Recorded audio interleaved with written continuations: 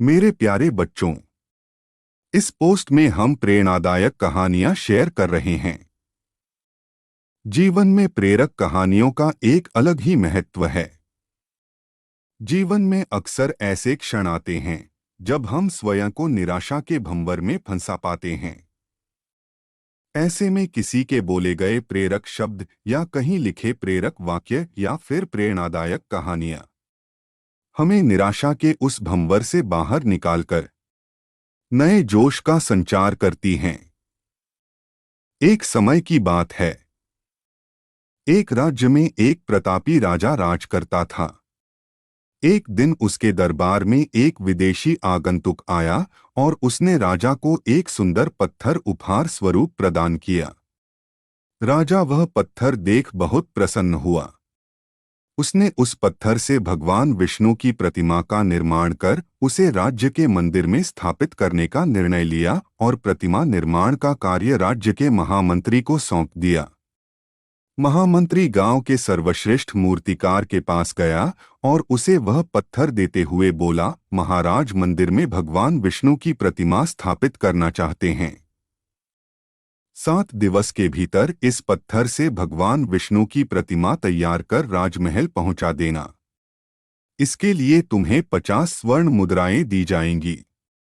50 स्वर्ण मुद्राओं की बात सुनकर मूर्तिकार खुश हो गया और महामंत्री के जाने के उपरांत प्रतिमा का निर्माण कार्य प्रारंभ करने के उद्देश्य से अपने औजार निकाल लिए।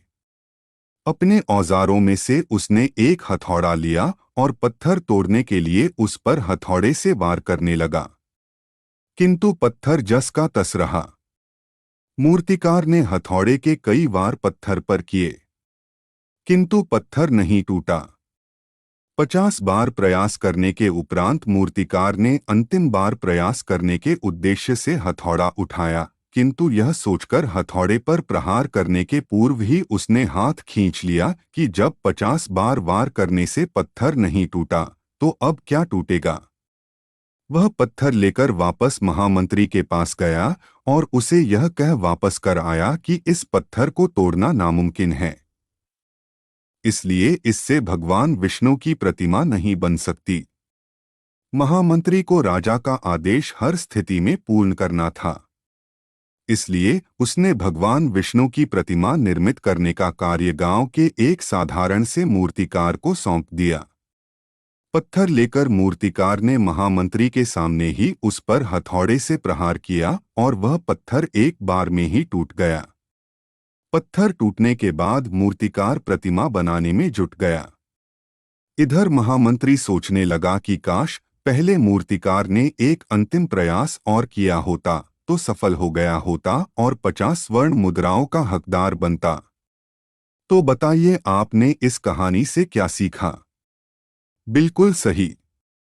मेरे प्यारे बच्चों, हम भी अपने जीवन में ऐसी परिस्थितियों से दो चार होते रहते हैं। कई बार किसी कार्य को करने के पूर्व या किसी समस्या के सामने आने पर उसका निराकरण करने के पूर्व ही हमारा आत्मविश्वास डगमगा जाता है और हम प्रयास किए बिना ही हार मान लेते हैं। कई बार हम 1-2 प्रयास में असफलता मिलने पर आगे प्रयास करना छोड़ देते हैं, जबकि हो सकता है कि कुछ प्रयास और करने पर कार्य पूर्ण हो जाता या समस्या का समाधान हो जाता। यदि जीवन में सफलता प्राप्त करनी है तो बार बार असफल होने पर भी तब तक प्रयास करना नहीं छोड़ना चाहिए जब तक सफलता नहीं मिल जाती। क्या पता जिस प्रयास को करने के पूर्व हम हाथ खींच ले वही हमारा अंतिम प्रयास हो और उसमें हमें कामयाबी प्राप्त हो जाए।